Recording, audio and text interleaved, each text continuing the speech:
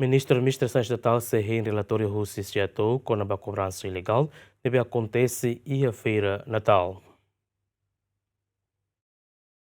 Ministru Administrasaun Estata Tomás Cabral Teten iniciou na informação konaba kobransa ilegal deve akontese a feira Natal no Tinafon deve organiza husi Presidência da República no autoridade município dele. Mas bem governante né hein relatório husi SEATOU de bucatuir autoridade balu deve halo kobransa ilegal né tama considera crime. Ao hein relatório estudounia, bucatuir $20 no liceu máximo. Também eletricidade dan label dan selo eletricidade gratuito. Casa de banho e aí tá ao rona informação mas sudah cima relatório setor.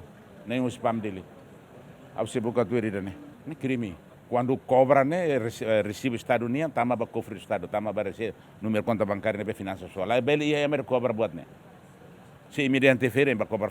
Antes, né, secretário de Estado, assunto toponímia na organização urbana clarifica, intervenção na BEMAC, equipa SEATOU, halo de sobo barraca sira e arredores palácio, né, também viola lei, não mostra informação katak, autoridade balun, halo cobrança ilegal, ba negociante sira na BEMAC, tau sira na tenda e a feira, né. Derek Semenes, bem-vindo Semenes, GMN.